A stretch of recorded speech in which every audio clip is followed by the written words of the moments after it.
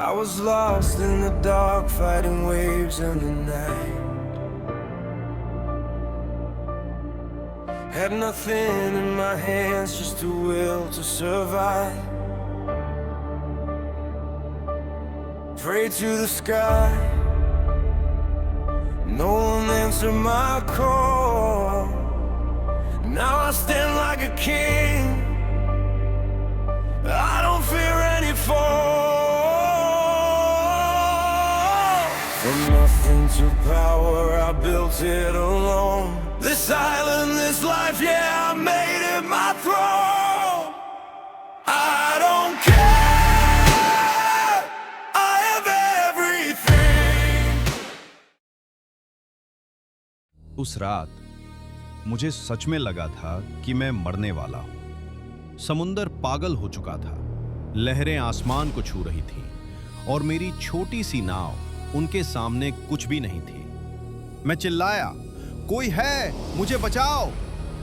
लेकिन वहां कोई नहीं था, सिर्फ अंधेरा और मौत। अचानक एक विशाल लहर उठी और अगले ही पल सब कुछ खत्म हो गया। मेरी नाव टूटकर बिखर गई और मैं सीधे समुंदर के अंदर गिर पड़ा।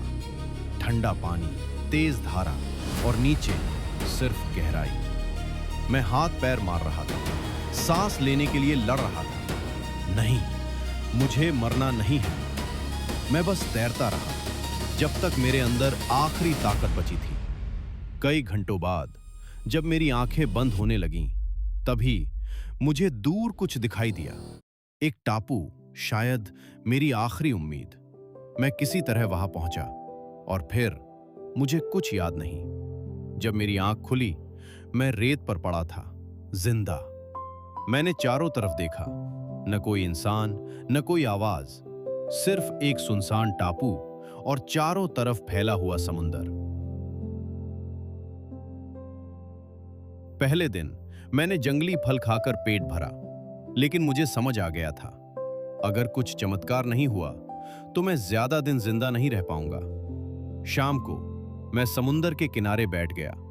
पहली बार मैं घुटनों पर झुका और मैंने कहा, हे भगवान, मुझे कुछ खाने को दे दो। कुछ पल सब शांत रहा। फिर एक लहर उठी और मेरे सामने मरी हुई मछलियां छोड़ गई।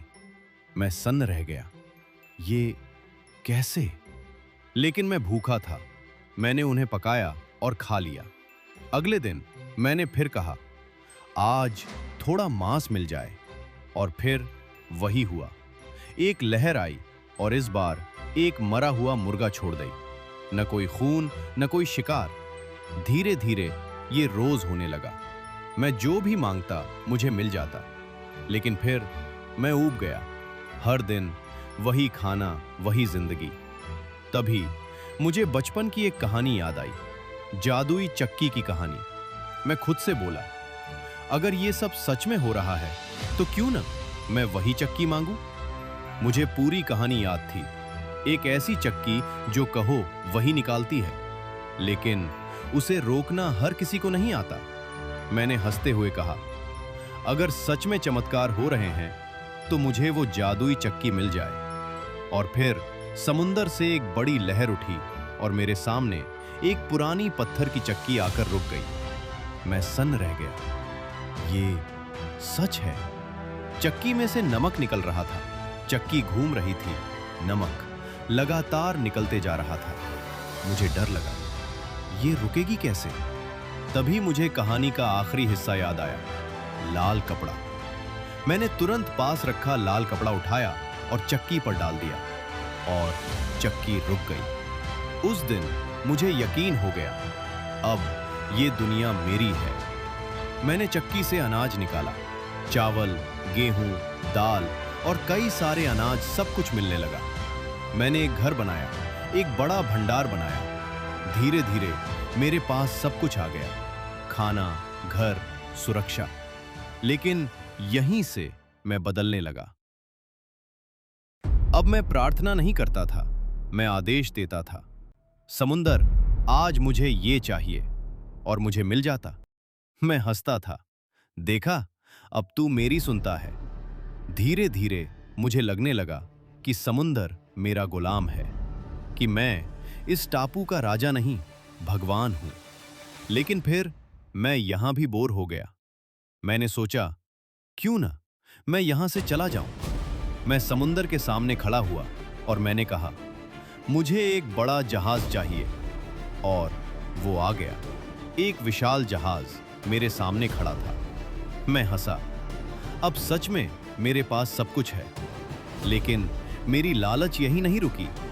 मैंने समुंदर की तरफ देखा और कहा, अब तुम्हारे सारे जीव मेरे हैं, तुम उन्हें मेरे हवाले कर दो। उस पल सब कुछ रुक गया। हवा, लहरें, सब शांत। फिर धीरे धीरे समुंदर का रंग बदलने लगा। आसमान काला हो गया। मैं घबरा गया। ये क्या हो रहा है? अचानक बिजली चमकी और एक विशाल लहर उठी, पहले से कहीं ज्यादा बड़ी। मैं चिल्लाया, नहीं, रुक जाओ। लेकिन अब बहुत देर हो चुकी थी। लहर आई और सब कुछ बहा ले गई। मेरा घर, मेरा जहाज, मेरी चक्की, सब कुछ। मैं रो रहा था, मुझे माफ कर दो। लेकिन इस बार समुंदर ने कुछ नहीं दिया। उसने सब कुछ वापस ले लिया और मुझे भी अपने अंदर समा लिया।